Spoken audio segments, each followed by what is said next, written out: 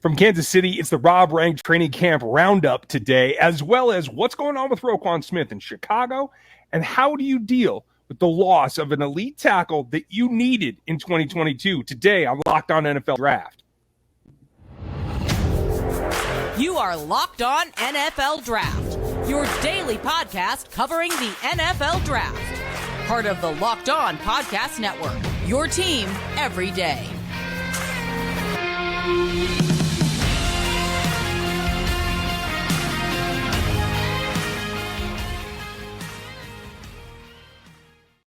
Welcome to another episode of the Locked On NFL Draft Show. I'm your host, former NFL and AFL defensive back, Eric Crocker. And of course, as always, I'm joined by my co-host, Ryan Tracy. And y'all know what it is, man. It's Thursday, so we got Rob Rang with us. We want to thank you for making us your first listen of the day. And dive into what Rob Rang is seeing at the Kansas City practice, specifically with some of these young guys. So I'm seeing the clips coming out. You got your guy McDuffie from Washington. He's making plays, picking off passes intended for receiver Mecole Hardman. So has he been as good as some of the clips make him look? He certainly was today, guys. I mean, he was absolutely spectacular. And, you know, having watched him at the University of Washington, as you mentioned, Crocker, I mean, that's basically in my backyard. And, you know, I've been going to the spring games and things like that at Montlake for the last couple of years. And I was just so impressed with Trent McDuffie and just what an instinctive football player he is. I mean, not only as a cornerback, but he was a core 4 special teams guy at Washington going back to his freshman season. And you just saw those instincts and certainly the athleticism and ball skills. I mean, you referenced the interception lined up against Mecole Hardman, which we know is this absolute speedster. It happened to be Chad Henne who was throwing that particular pass, and it was a good ball by Henne. But McDuffie was just in phase the entire time. I mean, he looked so nonchalant. He just locates the football, goes up, high points, it makes the pick, and then just, you know, gets up and tosses the ball off to the side like this is just what you're supposed to do. You know, and it was funny because I kind of was standing next to a couple of Kansas City scouts, and they just kind of like, yeah, this is why we drafted him in the first round. And so it definitely was an incredible play by McDuffie, but it looked like it was just kind of same old from his perspective. I've been from Rob's backyard to my backyard. Trent made that transition, and it's been fun to watch him because he was really under the radar for the first, 8-10 days of camp, and then the last 3-4 days it's put it all together. And he really is, I think, a case study in how front offices have to go about evaluating talent, because he's doing things like he did today in man coverage that he wasn't asked to do at Washington. It was a complete projection. He played 18% man. This is something that you had to see the traits. You had to trust the player. You had to understand that his intellect would help him take over and get his instincts in play. He's still the same player that you saw in film. He still has a little bit of weakness against longer, taller receivers. He had trouble with MVS with that 6'4" and that huge wingspan. But in making the transition, being able to play man as much as Spags does, Trent McDuffie's been all that and more that we could have asked for. And that was one of my tough evals with him. You just didn't see a whole lot of the man coverage. You tried to identify some of the movement skills and see how that would translate to the NFL. But sometimes when the guy plays as much zone as Washington has, it's a little tough to see that. And it's not just him that's excelling at the next level. At least early on, it looks like it's heading in the right direction. You have Taylor, who was drafted a year ago. His coach is really high on his ability to play the cornerback position over there in Carolina as well. So guys out there making waves, going from playing in a scheme where they're not asking you to be these press man physical guys, and it's still translating to the NFL. A guy who hasn't been talked about a whole lot out of Kansas City so far, especially with the clips and everything floating around training camp, but George Karlaftis, rookie out of Purdue. So how has George Karlaftis looked today? Well, again, it was only there for the one day, but I thought Karlaftis looked just, again, as advertised. We know that what a productive player that he was at Purdue, but Obviously, most of that time he had his hand in the dirt as a traditional 4-3 defensive end. He's being asked to kind of be a rush linebacker here in Kansas City. And I thought that he was much better coming off of as the left outside linebacker, going off against the right tackle. His speed, his ability to use his hands and really coordinate his hands and his feet to kind of dip and rip around the edge gave Kansas City some trouble. He got stoned a couple of times coming off that left tackle spot. Orlando Brown looked very much in shape and very much committed to having an incredible season. So that was interesting to see. One play I was especially impressed with Karlaftis actually was something that he was not asked to do much, and that was dropping back a little bit. There was a reception made. I can't remember if it was a tight end or a running back. Karlaftis was in trail position, but he punched the ball out. I don't know if it would have been considered a pass breakup or a forced fumble. Karlaftis got up and kind of did an emphatic, incomplete kind of thing, and his teammates all rallied around him. The coaches and the scouts were really happy and kind of looking at each other. Again, it's kind of similar as they did with McDuffie, pat ourselves on the back. That's exactly why we drafted him that high. But it was an impressive play, doing something that Karlaftis wasn't asked to do very much. So again, kind of going back to what we talked about previously with, these players being asked to do something, based on the traits that Brett Veach and his staff saw on tape, rather than something that was just obvious for everybody. And, I would be remiss if I didn't mention Sky Moore. I thought of all of the rookies, he was the most dynamic. He made several unbelievable catches today. And I certainly was not necessarily expecting to see that. We all know in Andy Reid's offense, the rookie wide receivers traditionally have a hard time kind of making that adjustment. And it remains to be seen how the Chiefs are going to use Sky Moore. But I really was impressed by all three of Kansas City's top selections this year. That's good to hear, and I'm pretty sure Ryan Tracy is happy to hear that as well, as someone who covers the Kansas City Chiefs and is kind of close to that organization. Good stuff from all their rookies there. When we get back, we're going to talk about another guy who's not a rookie, but he might change the way that we view some of these positions that are being picked. Roquan Smith, he's having contract disputes, can't get something done. He's requesting a trade. Why is he doing that? We're going to dive into that. But first, we want to talk to you about our good friends over at Built Bar. And if you haven't tried a Built Bar Puff yet, you are depriving yourself of one of life's greatest joys. And guess what? There's new flavors all the time. And they have one right now that's very delicious. And it's cookie dough covered in chocolate. That's right. Built has done it again. They don't miss. All right, let me introduce you to your new favorite. And my favorite so far, it's been these right here. All right, so, I love these birthday cake flavors. I keep a stack of those right here, but I don't know, I might have to switch over to the cookie dough chunk puff, and they have the same light, chewy texture, real cookie dough chunks in it, and of course, they're covered in 100% real chocolate. All the joys of eating a cookie dough without the hassle of making it. Plus, it's healthy for you. Cookie dough chunk puffs are only 160 calories and have a whopping 15 grams of protein in them.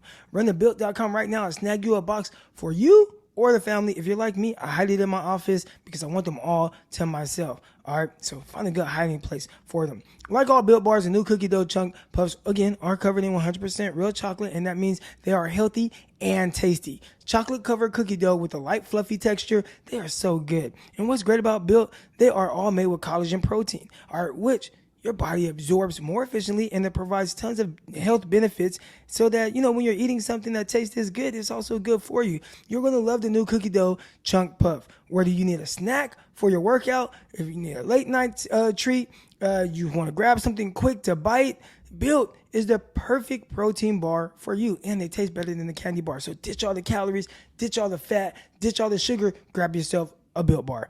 Go to Built.com right now, use promo code LOCK15 and get 15% off of your order. Again, use promo code LOCK15 at Built.com.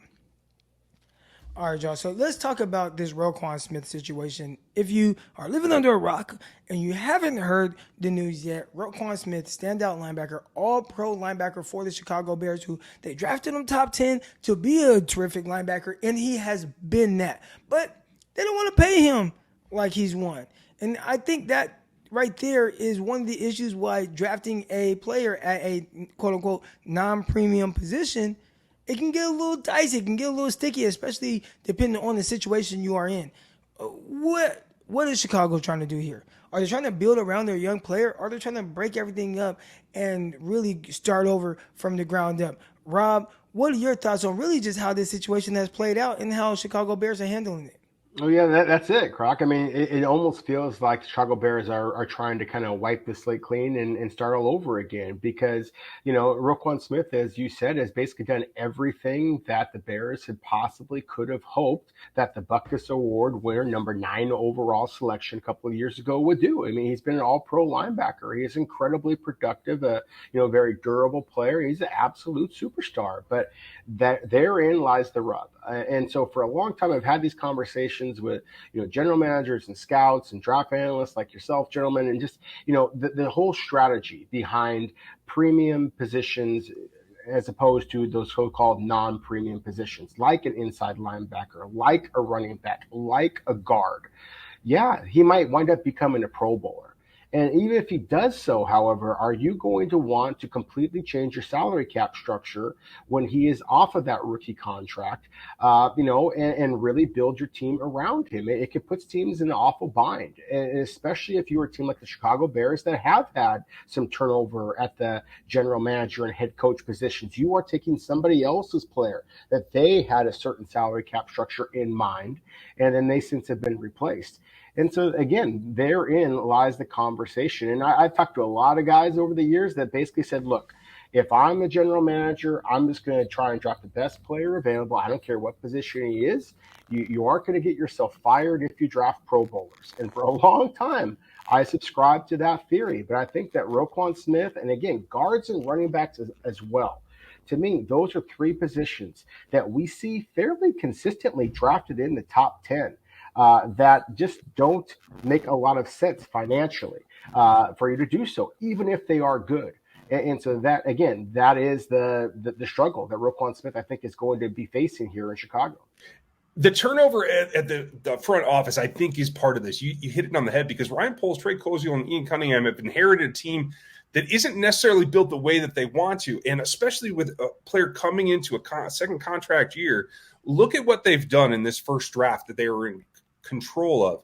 They went and added to their secondary in drafting Brisker, drafting Kyler Gordon. Eddie Jackson's in there now, and they have a guy that I think is criminally underrated at left corner is Jalen Johnson. So they're investing in the secondary. They're investing to try to stop the passing league, and they understand that investing that kind of resource in the linebacker level, even though maybe in that division of one of the few in the league that you might get away with putting your money at the linebacker spot, is not something that organization or those people in their experience are going to do. So it's a tough spot for Roquan Smith. He's earned the second contract. I just don't think he can earn it from the Bears. And that's tough. You see teams around the league paying their linebackers. Yeah, Darius Leonard, he got paid a bunch of money from the Indianapolis Colts. Fred Warner paid a bunch of money from the San Francisco 49ers. And then you go to Roquan Smith, and he's looking like, man, why? I wanted to be a Bear. I'm proud to be a part of this organization. I walk these halls, and I just feel like kind of the pressure of the greats. And I'm trending towards that. I have done everything for you, and y'all don't want to pay me. It's kind of like a slap in the face. So moving forward, do you see some teams start to maybe veer away from drafting a position like linebacker as high? Because, again, I just mentioned a couple of linebackers, Fred Warner and also Darius Leonard. Well, those guys weren't first-round picks. I believe Leonard was a second-round pick. Fred Warner was a third-round pick. So do teams start to go away from drafting these linebackers in the top 10, which, again, we've kind of compared that to like the running back position. I think the linebacker is kind of the running back position of the defense, but running backs, they kind of lost their value a little bit. It's like, well, I need a running back, but how high do I want to draft a running back? Every once in a while, you see one still go really high, maybe even in the top 10. But for the most part, people have saved that running back pick for either very late in the first round or sometimes second, third, fourth, fifth. You start to see a run on them kind of late day 2, early day 3. So do you see that kind of trend potentially happening with the linebackers, Rob? I do think that you're going to see that trend continue. I think we've already seen it a little bit. And when you have guys who have the ability to impact passers, on third down as a rusher, I think those guys will still have value. And there's always going to be some NFL teams out there that are always going to value those players. And it just breaks my heart. I mean, that to me, middle linebackers, especially in Chicago. I mean, that's football. That's the reason I love the game, is for the physicality, the instincts, the closing speed that Roquan Smith, and obviously the greats in Chicago, that just speak for themselves. That is football. So yeah, it makes me sad to admit that, yes, I do think that is going to be a bit of a trend, even more so moving forward. I mean, you're seeing so many of these general managers who are not former NFL players, or grew up in that line of thinking. They are very much more that analytical crowd. And as you said, Croc, I mean, actually Ryan said this about the way that Chicago was building their defense in the secondary, just acknowledging the explosive offenses that you have in that division.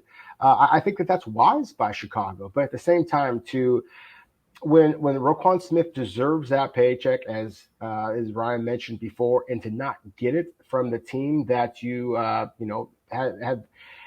that loyalty to, you mentioned, Croc, just how personal that Roquan Smith sounds like he is taking this, then you can't help but feel bad for the athlete. And so again, unfortunately, I do think that this is a trend that we're going to see continue, and I just feel bad that Roquan Smith is basically caught right in the middle of it. He may be the poster child for it, because I'll go you a step further. I think not only is the linebacker the running back of the defense, but I think those two are linked in a significant way. I don't think the linebacker gets back to that first round real value until running games become more prevalent, until you get all these defenses that are built out to play 6-8 guys dropping into coverage, and then teams swing the pendulum back to running the ball at them, and then the linebacker will make a resurgence. It might take 10 years. It might never happen. I don't know. We've been talking about premium positions, and one position that is definitely premium is offensive tackle. And with the 11th overall pick in the 2020 draft, Mekhi Becton was taken by the New York Jets. Sounds like he might potentially be sidelined for another season. We're going to talk about that and more when we come back. So, Ryan, Rob, Makhi Becton, unfortunate news out of New Jersey. And it sounds like a knee avulsion or a kneecap fracture. Mekhi Becton, a guy who missed most of last season, only played one game, missed a few games as a rookie as well. But having to deal with these injuries and trying to figure these things out and then come back, man, this just has to be a blow to the New York Jets. But how big of an impact will not just this injury have on him, his career, maybe the decision that they make moving forward on their offensive line, but also a young quarterback that's going to need that protection. That was one of the bigger issues that New York had last season. So, Rob, we'll start with you. What are kind of your thoughts on that situation surrounding Makhi Becton? Well, we just talked about what a difficult situation for Roquan Smith and the Chicago Bears, and what a sad state of affairs that is. I think this is absolutely tragic what's going on here with Makhi Becton. I mean, we're talking about an uber talented player. Happens to be one of the biggest men in all of the NFL. And if you have bigs that can dominate, then you really have a chance to do something special. We were so excited about what the New York Jets were bringing. Of course, the 3 first-round picks this past year. Obviously the huge investment that they made in the quarterback, Zach Wilson, in the second year. Obviously, he was going to be hoping that he would have Big Becton there, protecting his blind side, that left tackle position. A first-round pick in the left guard to be right across from him. In Elijah Vera Tucker, a left guard. Maybe he is going to swing outside to play that left tackle spot. Maybe it's going to be George Fant going back to that left tackle spot. Previously, and good football players, Vera Tucker and Tucker, but still, Vera Tucker and Fant, but still nothing like Becton.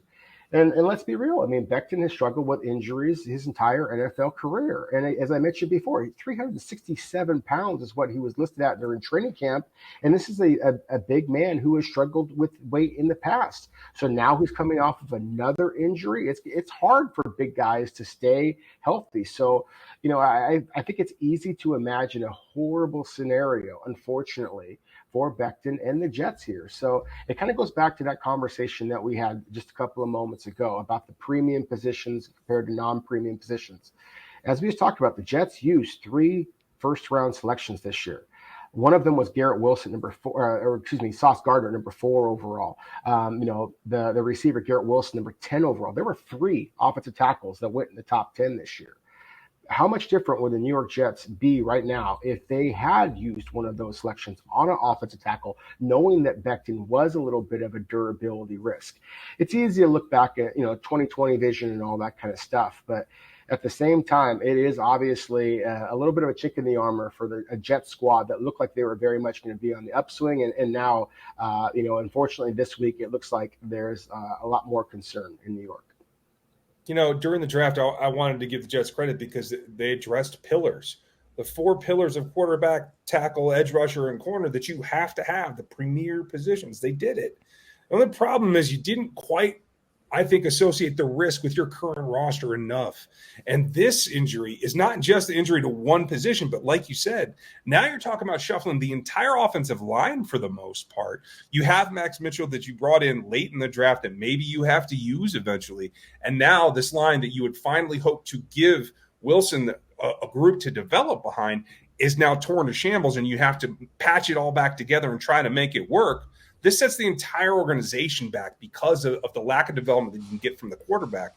And unfortunately, some of these things are crazy, but also you have to hedge your bets against some of the things that you know to be true. And an injury-prone tackle is one that you have to take care of. Especially a guy who has now had, some injuries that he's dealt with early in his career. You talked about the weight, Rob, and one of my, I don't want to say bigger issues, and I don't know if this has any correlation to the injury that he just suffered, but not really being there for OTAs and being a part of that and really preparing to get your body in the best shape possible with your organization, with your program, and maybe being lighter than, checking in at 367 pounds or whatever it was, and maybe being, a good 340, right? Just that 30 pounds difference. How much better would that be on his knee and maybe prevent him from having an injury like this? So for those of you who aren't quite sure, the way that the process goes with OTAs, there's different phases. And phase 1, a lot of it is just running, lifting, watching film. Even phase 2, you're getting into that. Eventually, they start doing some things outdoors, moving some stuff with the ball, but still, they're getting your body prepared the best way possible. And not just that, they can monitor some of the things that you're eating, making sure that your weight is down, just making sure that you're doing everything right to be the best version of yourself. And I don't want to misspeak. I believe it was Mekhi Becton who was having a child during this time. So maybe that's why he was away a little bit. But it is unfortunate. Hopefully that's not why he's had this injury, but definitely not good for the New York Jets in the long run. Now it looks like right now, looking at their depth chart, Connor McDermott, he's going to have a crack at that right tackle position. Maybe Max Mitchell. As Ryan alluded to, I wasn't as high on Max Mitchell, and that was a guy who slid to, I believe it was, 4th round? I don't want to misspeak here. But, yeah, 4th round pick 111 overall. So we'll see. We'll see how it all plays out. But still, again, I feel for these guys, especially young in their career where they can't even really get going because they've had to deal with these injuries.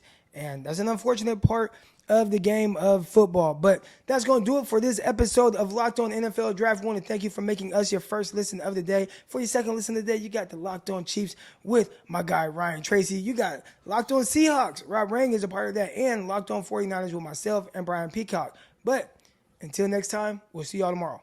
Peace.